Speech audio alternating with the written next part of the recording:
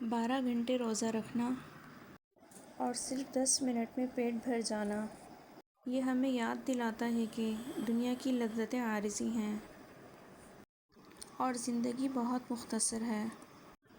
خوف خدا دیکھنا ہے تو مسلمان کا دیکھ، جو روزے میں وضو کا پانی منہ میں لے کر بھی پیتا نہیں ہے۔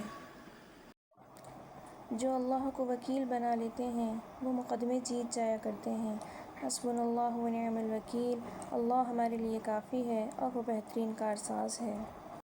شکر گزاری سے نعمتیں محفوظ اور دسترخوان کشادہ ہو جاتا ہے، سجدوں سے اللہ کریم کا قرب نصیب ہو جاتا ہے، صدقہ سے بلائیں ٹل جاتی ہیں اور توبہ سے گناہ معاف ہو جاتے ہیں۔ جسے اللہ سنبھال لے اسے کوئی گرا نہیں سکتا، بس اسی یقین نے میری خاموشی کو بھی مضبوط بنا دیا۔ جس رات تم بے آواز روئے تھے وہ رات رب نے سنبھال رکھی ہے تمہارے حق میں۔ جب بیٹیاں چھوٹی ہوتی ہیں تو انتظار کرتی ہیں کہ بابا کب آئیں گے، جب بیٹیاں رخصت ہوتی ہیں تو بابا انتظار کرتے ہیں کہ بیٹیاں کب آئیں گی۔ تمہارے والدین تمہیں بچپن میں شہزادوں کی طرح پالتے ہیں، لہذا تمہارا فرض بنتا ہے کہ ان کے بڑھاپے میں ان کو بادشاہوں کی طرح رکھو۔ اپنی غلطی تسلیم کرنا دراصل خود کو انسان ماننا ہے، کیونکہ وہ صرف شیطان ہے جس نے آج تک اپنی غلطی تسلیم نہیں کی۔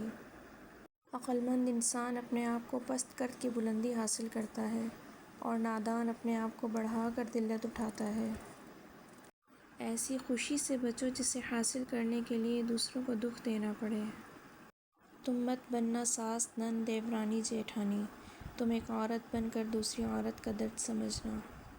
بھلائی کرتے رہیں بہتے پانی کی طرح، برائی خود کنارے لگ جائے گی کچرے کی طرح۔ لہجے دل نہیں انسان کھا جاتے ہیں۔ اللہ ہمیں رمضان کی قدر کرنے والا بنا دے۔ اگر ویڈیو اچھی لگے تو اردو کورس گروپ کو سبسکرائب کریں۔